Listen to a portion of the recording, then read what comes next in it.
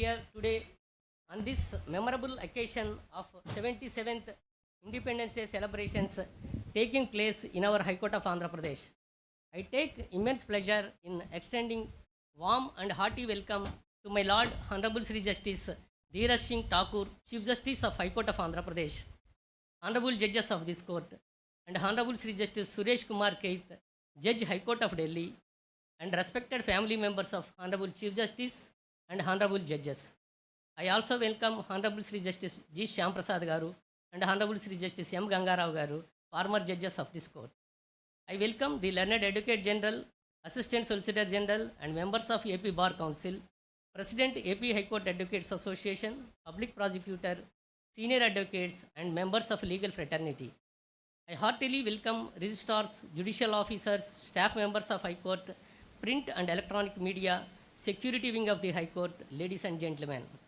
On this momentous occasion of the 77th Independence Day of our nation, which is one of the most largest democracies in the world, I extend my heartiest wishes to one and all.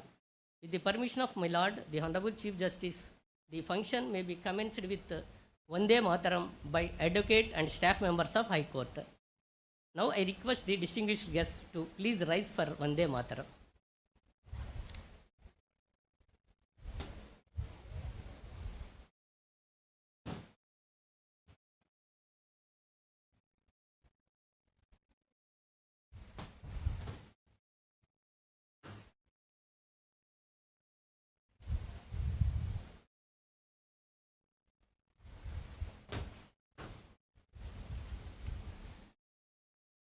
Independence Day is being celebrated every year to pay tribute to India's freedom fighters and leaders who fought for freedom.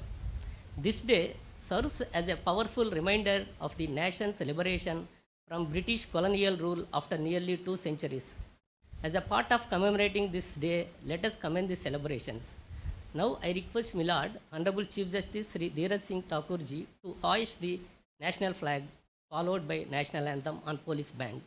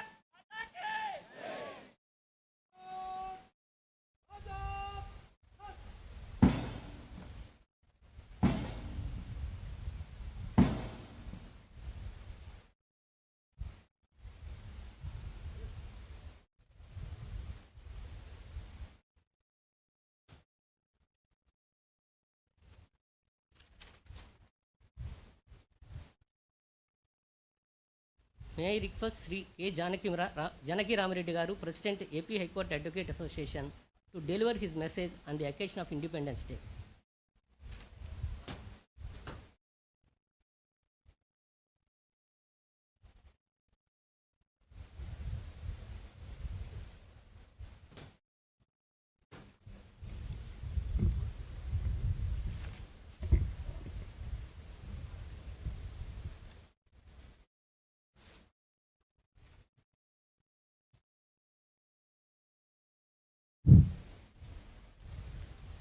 My Lord, the Honorable Chief Justice Dhiraj Singh Thakurji, the Honorable Judges, former judges of this Honorable Court, family members of Honorable Judges, Land Advocate General, Honorable Chairman, Bar Council of Andhra Pradesh, Land Deputy Solicitor General, Land Public Prosecutor, Senior Advocates, Law Officers of the State, colleague advocates, brothers and sisters.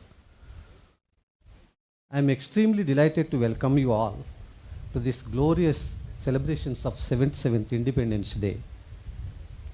The Indian experiment to achieve freedom and thereafter to establish a system committed to the rule of law is globally unique. As we sit on the celebrations of the 77th anniversary and embark upon another year of independent India, as a nation, we have multiple reasons to be proud. We are a nation in name, a continent in content. The need to recognize and celebrate the diversity of India cannot be overemphasized. In fact, critical to our survival has been the recognition of this variance, and we should labor to protect it at all points in time. We live in challenging times. Pandit Nehru has said, I quote, "A moment comes, but rarely in history, when we step out from the old to the new," end quote.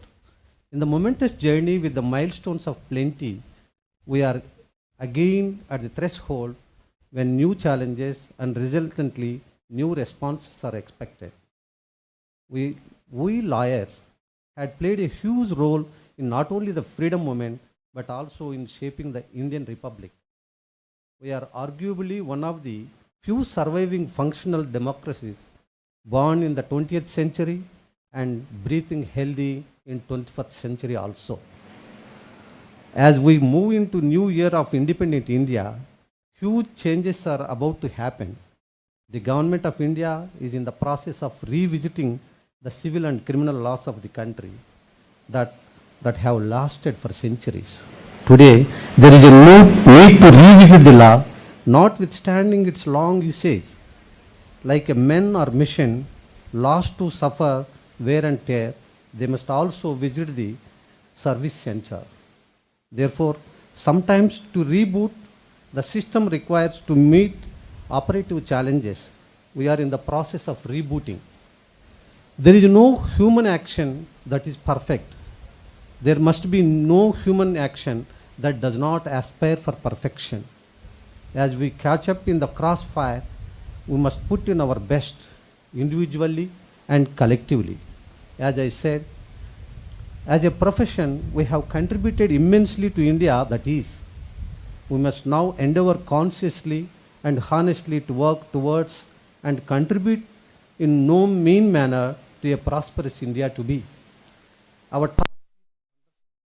task in making and also use our professional expertise to identify the loopholes of the past and structure our future based on our professional expertise and integrity.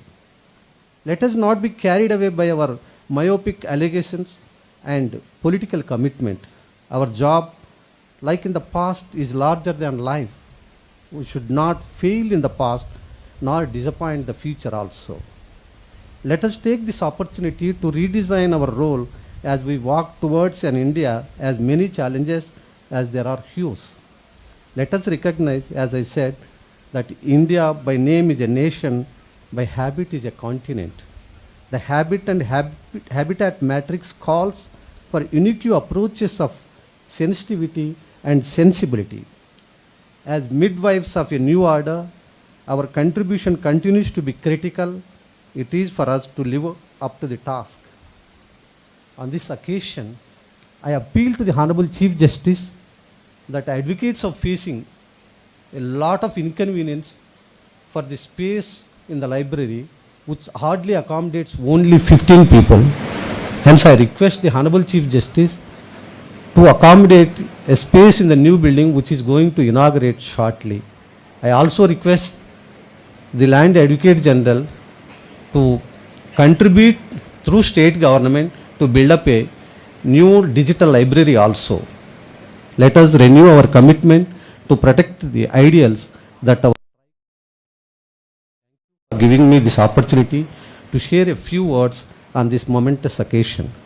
I will sign off with the same reminder that Pandit Jawaharlal held for himself, inspired by Robert Frost, who said, the woods are lovely, dark and deep, but I have promised to keep, and miles to go before I sleep, and miles to go before I sleep. I wish you all once again a very happy Independence Day. Jai Hind.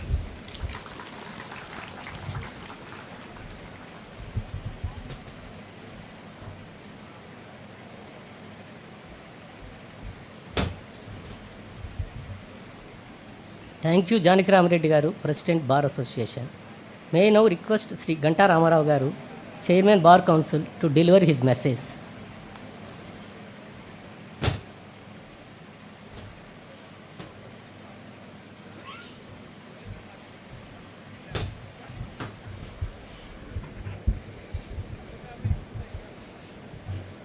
The Honorable Chief Justice Sri Dera Singh Thakurji, Mrs. Thakurji, Honorable Judges and their family members, the Land Advocate General Sri Ram and his team of law officers, Public Prosecutor Nagareddy and team of the Assistant Public Prosecutor and Additional Public Prosecutors, Assistant Solicitor General Harinath and Standing Councils of the Central Government of India, and my senior councils, members Bar Council,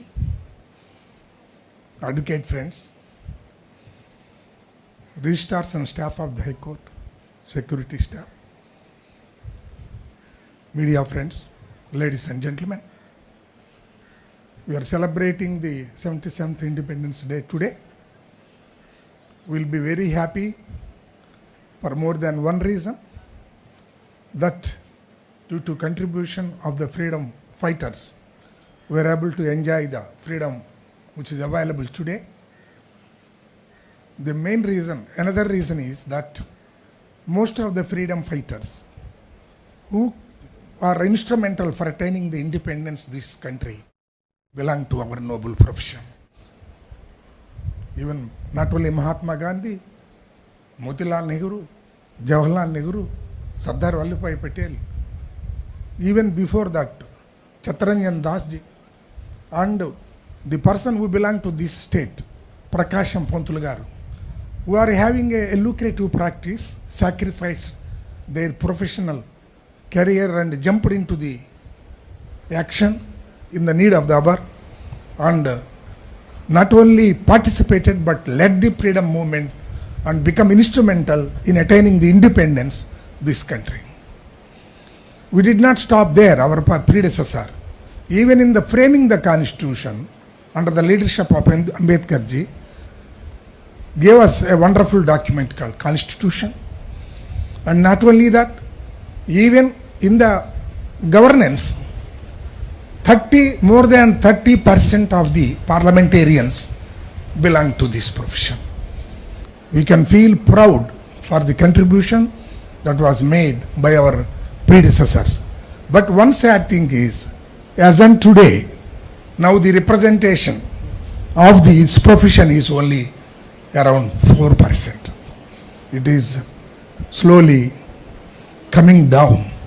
Now it is a time for introspection, whether it is the confidence of the society which is deteriorating in this profession, or it is the role that is played by us, which the erstwhile years played by our predecessor. Therefore, we have to introspect. After 7 years of independence, though we have achieved a lot of things, but there is a lot of things to be done. So therefore, our role, especially at this juncture, where there will be confusion in the survival of the democracy, again, there is a role to be played by us at this juncture.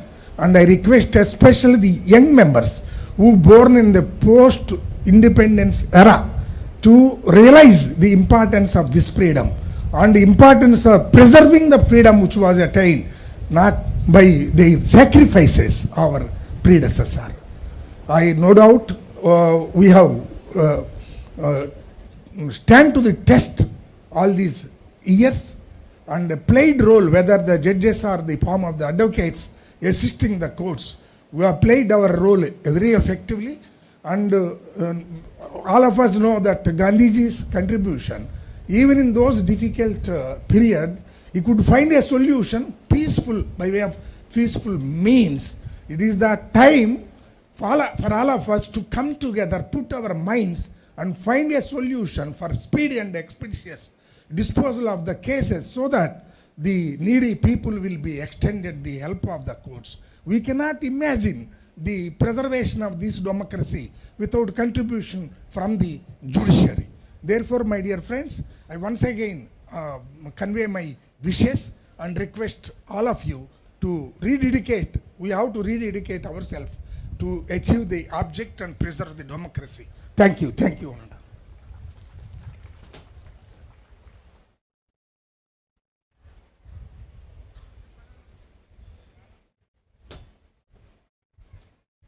Thank you, Ramarao Garu, Chairman Bar Council.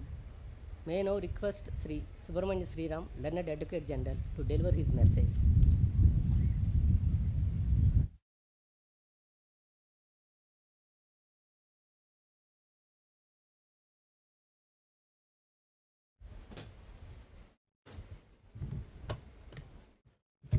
My Lords, the Honorable the Chief Justice, the Honorable Judges, Sri Justice Kat, Judge Delhi High Court, family members of the Honorable Judges, former judges of the court, President Bar Association, Chairman Bar Council, the Deputy Solicitor General, the Public Prosecutor, law officers, registrars, staff of the High Court, the security establishment, and the advocate fraternity. When the Tiranga is foisted, these struggles and the tribulations faced by our forefathers, bringing this moment to the spectrum of reality, keeps gushing to our memories. Best of our tributes, speechified by the best equipped of all, with all our profusion, don't capture the sacrifices and the struggles which have gone into making this moment a real moment for the country to go forward.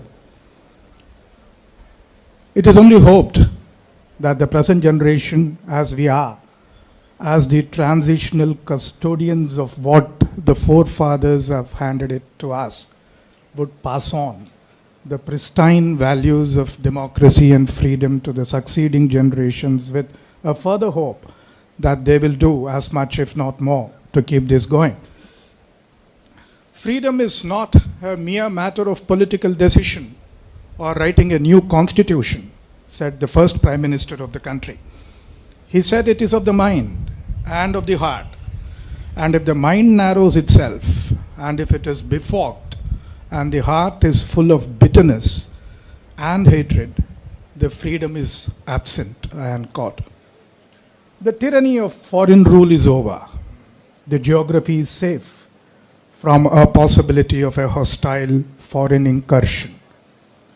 But as any nation that moves forward, we should not be loath to asking tough questions of ourselves. We take pride in all the giant strides the country has taken, with sterling contributions from peasantry to the intellect, from the ordinary common man to everybody that contributed to the growth of this country. But if you have to be a confident notion, then we shouldn't be afraid to look at ourselves with a deep sense of scrutiny. The question is the tyranny finally over? Because we do not have the alibi of pleading foreign rule. Is the tyranny of poverty and squalor done with? Is the tyranny of unequal society done with? Is the tyranny of every othering of the non-conformist finally over? Have we truly heralded what we now consider fraternity to be the cornerstone of our constitution? The answers are not going to be direct.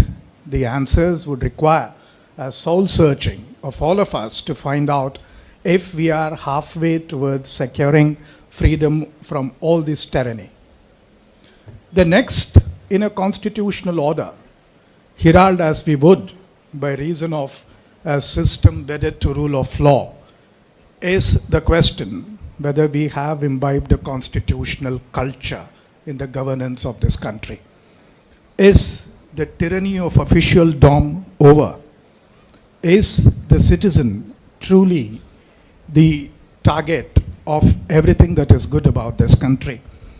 If the policies of governance and also the administering thereof are not oriented towards securing the complete freedoms of the citizen, we have quite a distance to travel. We have also to travel to understand that when we talk of a constitutional culture, we talk of a culture of respecting the other point of view while being sensitive to a possibility that it does not conform to our point of view. When we talk of constitutional culture, we talk of structures which have been created by the Constitution and the interface between the various constitutional structures with self-respect and dignity. And when we have intra-institutional interactions, there also we need to have a certain degree of mutuality in respect and sensitivity to the other point of view. The country is in safe hands, as that we don't have to worry about a foreign incursion. The country is guided by self-rule, the largest good of the greatest number, as they would say. If we are to truly dedicate ourselves towards achieving this goal, it is about taking our rightful role and a little of giving up as well. We need to give up a few of our entitlements which we may undeservingly be in possession of to the more deserving, to the more needy, to the more wanted.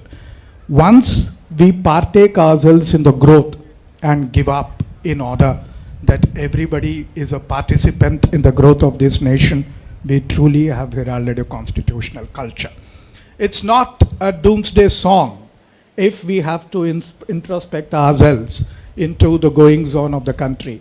We have no one else to defeat if we have to proceed further and progress further towards attainment of the ideals of freedom rooted in Indian ethos, rooted in Indian culture, while being disrespectful of everything else that is not conforming.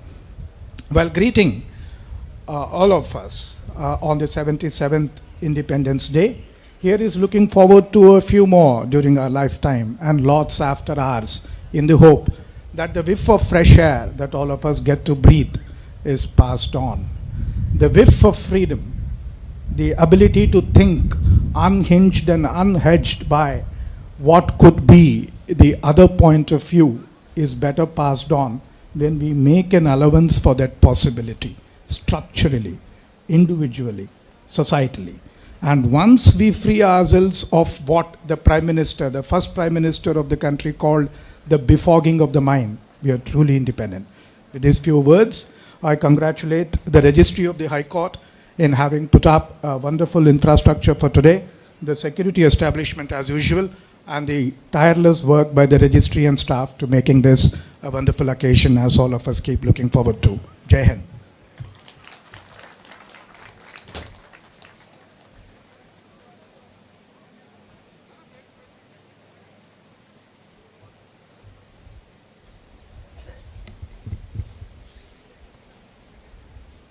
Thank you, Sriram ji, Advocate General, for your enlightened speech.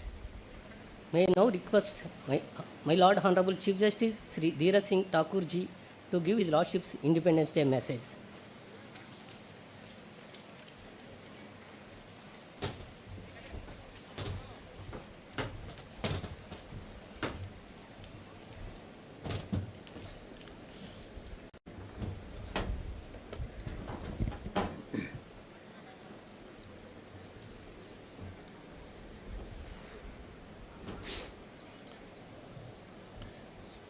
My esteemed sister and brother judges, Justice Suresh Kumar Keth, Judge High Court of Delhi, who is with us and have been a part of this court,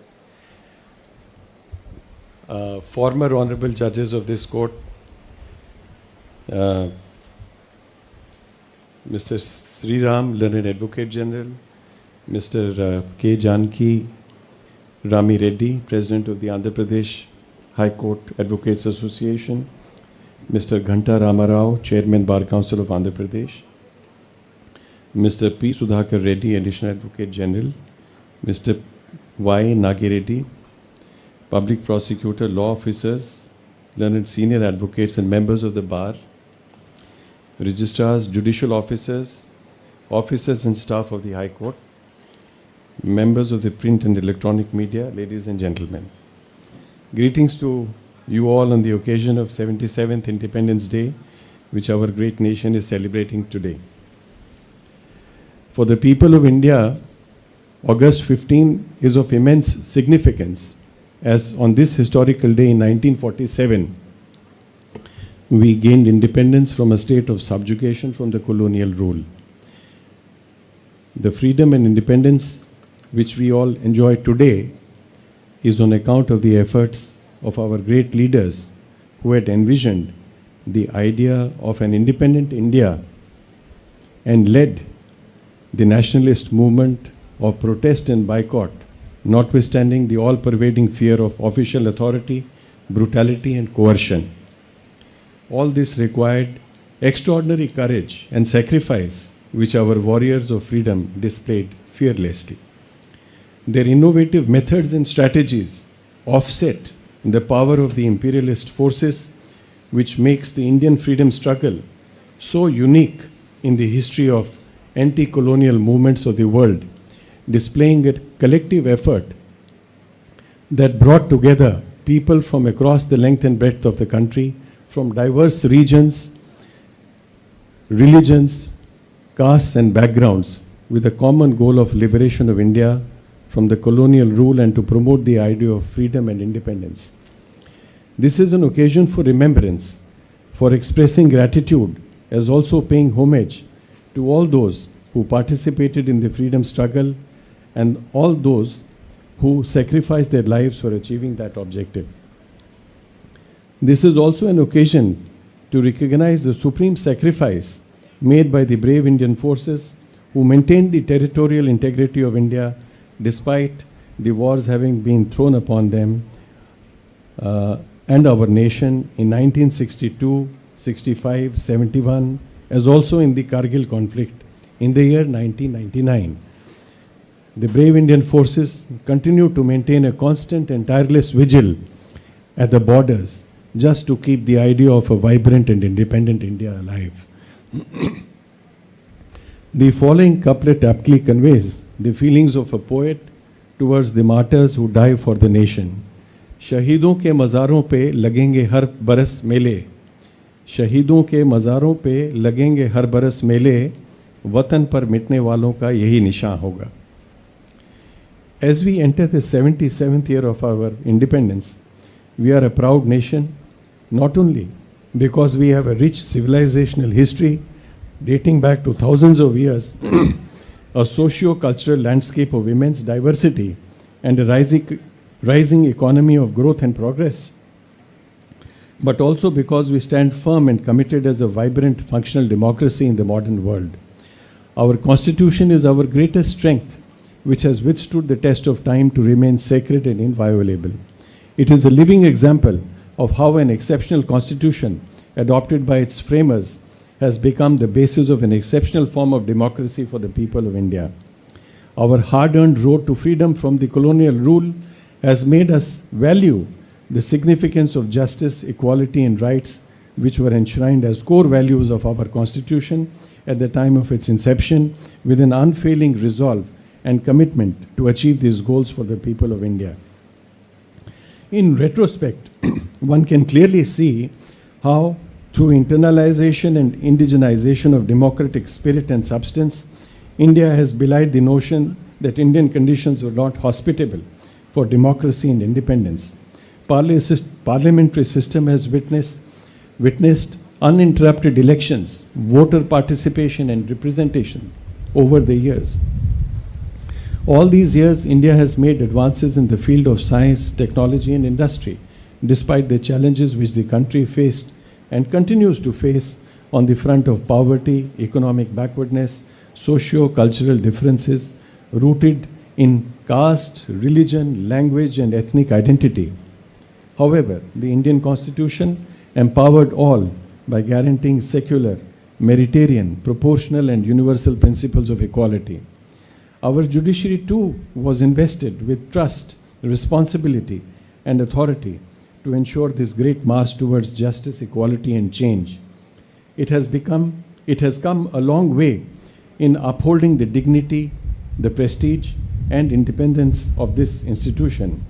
It has functioned as a conscience keeper of the nation in not only protecting the rights of the citizens, but also creatively expanding the ambit and interpretation of these rights, as is evident from the issues of right to life, liberty, freedom, child rights, etc. Upholding the rule of law, which is one of the most important elements of the concept of freedom in a nation, is the crucial role being played by the Indian judiciary. However, lack of awareness and consciousness on account of poverty, backwardness, and illiteracy disable the citizens from asserting and defending their rights. Steps have been taken to spread legal awareness and to promote legal literacy and to provide legal aid to the marginalized and the poor in terms of the mandate under Article 39A of the Constitution of India to ensure equality before law and to promote access to justice on the basis of equal opportunity in terms of Article 14 and 22(1) of the Constitution of India. Delay in delivery of speedy justice for long has been an issue of concern for all, although a serious endeavor in this direction is underway to overcome the problem.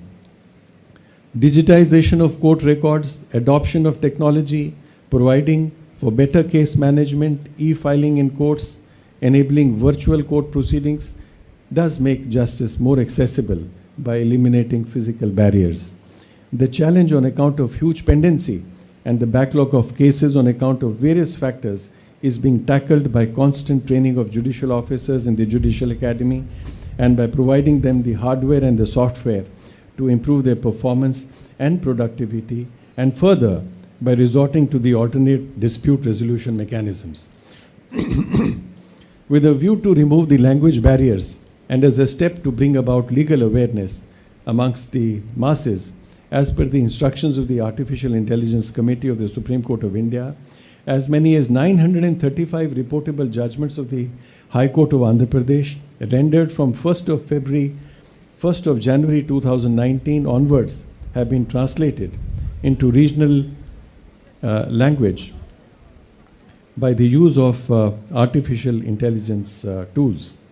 As many as 3 judgments of the Supreme Court and 6 judgments of the High Court of Andhra Pradesh are ready and are being uploaded in the first instance in the newly created dashboard in the official website of the High Court.